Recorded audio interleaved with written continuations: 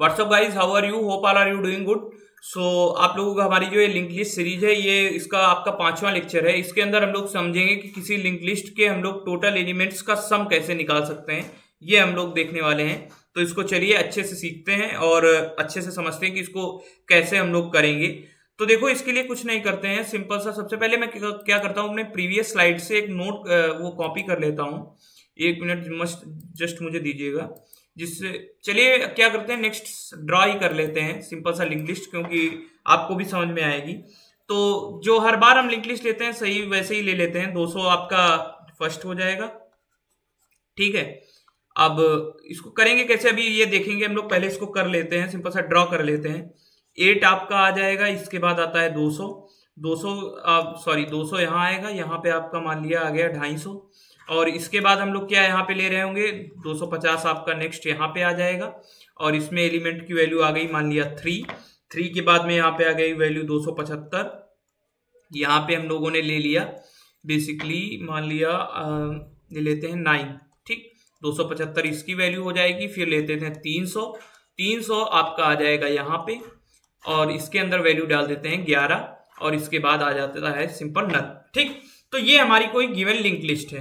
अब देखो इसके अंदर कर क्या रहे हैं, ऑपरेशन क्या परफॉर्म करना है, ये हम लोग समझ लेते हैं। ऑपरेशन सिंपल सा ये है कि ये जो नोट्स की वैल्यू है, ये 8, 3, 9, 11, इनको ऐड करके इनका आपको सम बताना है, ठीक। इतना सा सिंपल टास्क परफॉर्म करना है इस वाले लेक्चर के अंदर, ठीक। अब इसके 2 मेथड्स हैं, ठीक। दोनों मेथड्स को हम लोग अच्छे से समझेंगे। पहले मेथड हमारा क्या है, एक्चुअली इटरेटिव वर्जन है।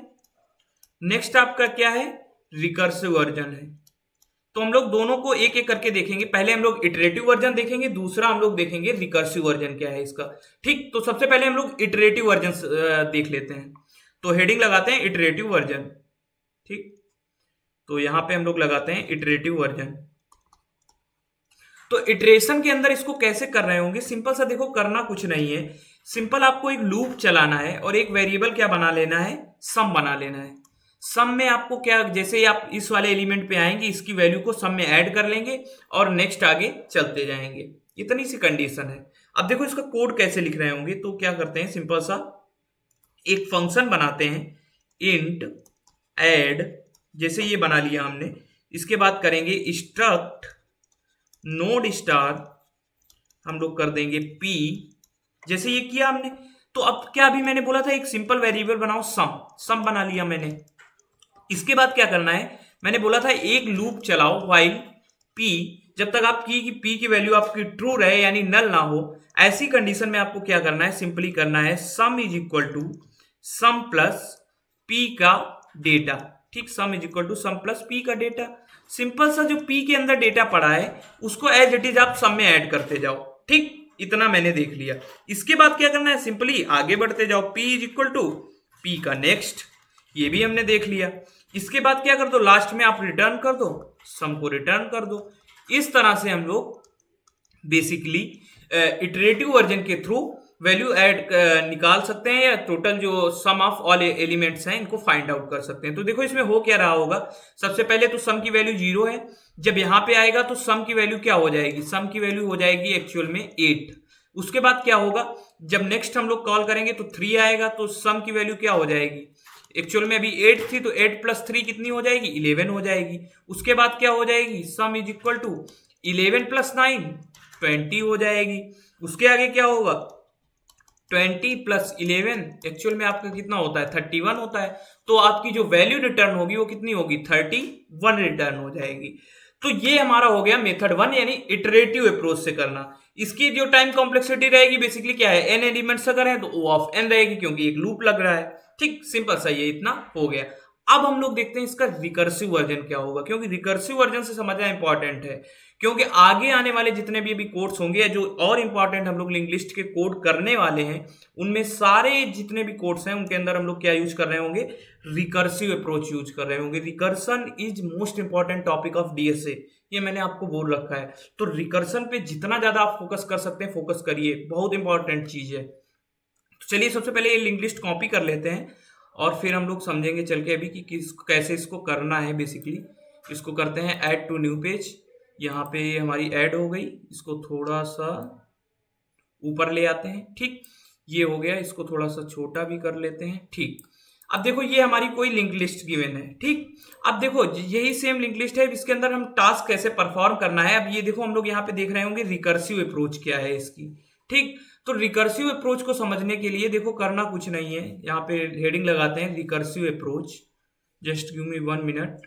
ओके, तो यहाँ पे हम लोग देख रहे होंगे कि रिकर्सिव अप्रोच, तो रिकर्सिव अप्रोच में भी कुछ खास अंतर नहीं है। देखो जैसे हमने अभी बाकी 2 टॉपिक्स पीछे जब हमने कवर किए तो उनके अंदर जैसे हमने किया था सेम ऐसे करना है।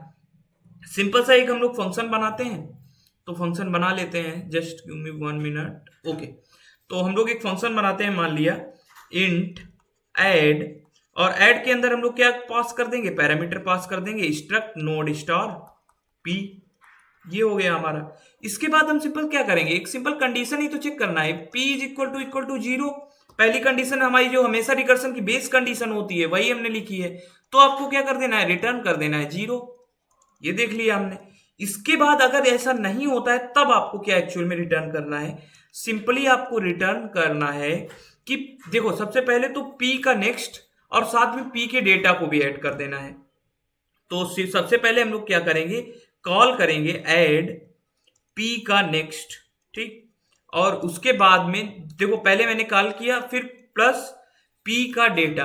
अब ये कुछ लोग कह रहे होंगे कि ये इससे क्या फर्क पड़ जाएगा अगर सर मान लिया हमने p का डेटा को पहले किया होता प्लस ऐड p का नेक्स्ट। कोई अंतर नहीं पड़ने वाला है, यहाँ पे आप डिस्प्ले नहीं करा रहे हैं, आपको एक्चुअल में रिजल्ट ही मिल रहा है, एक पर्टिकुलर वेरिएबल ऐड ऑन होने के बाद मिल रहा है। अभी देख लेंगे ये भी हम।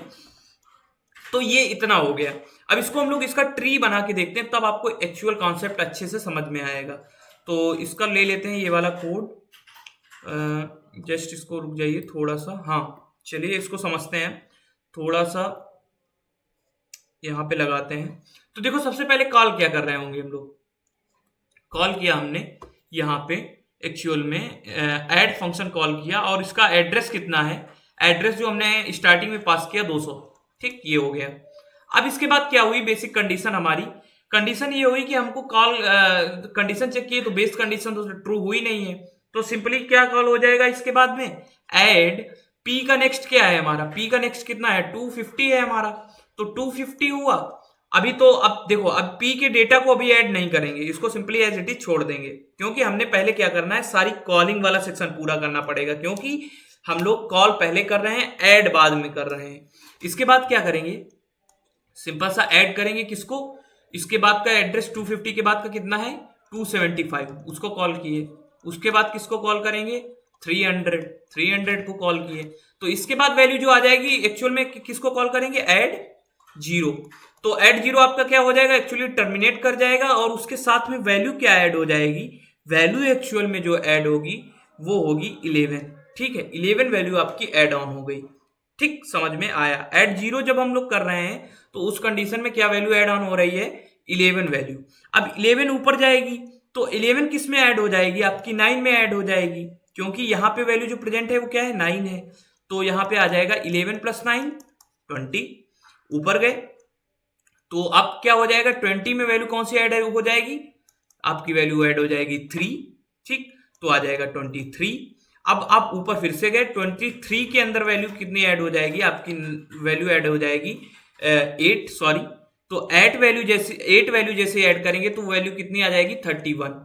तो देखो इस तरह से क्या हुआ, हमारा 31 रिजल्ट यहाँ पे भी मिल गया। जैसे हम लोग इटरेटिव वर्जन से कर रहे थे, ये हमने किया रिकर्सिव वर्जन से। इतना सा सिंपल सा अंतर है। अब कुछ लोग अगर कह रहे हो कि मान लिया सर p के डेटा को पहले हम लोग लिख लेते, तो p के डेटा को पहले लिखते तो सिंपली ये जो हम लोग लाइन से आ रहे थे नीचे कॉल किए जा रहे थे वो नहीं करते। सबसे पहले हम लोग क्या करते, 8 पर लिखते, उसके बाद में ऐड करते, ऐड 250, फिर ऐड 250 कॉल होता। लेकिन कॉल तो होता ही ना एक्चुअल में। यहाँ पे देखो जहाँ पे प्रिंटिंग नहीं करना है कुछ, बेसिकली तुम्हें सिंपली एडिशन करना है, तो वहां पे आप ये अंतर कर सकते हो। आप चाहें तो पहले लिखें या बाद, क्योंकि ऑपरेशन तो दोनों का ज्वाइंट ऑपरेशन ही हो रहा है ना, बेसिक कंडीशन यही है हमारी ना।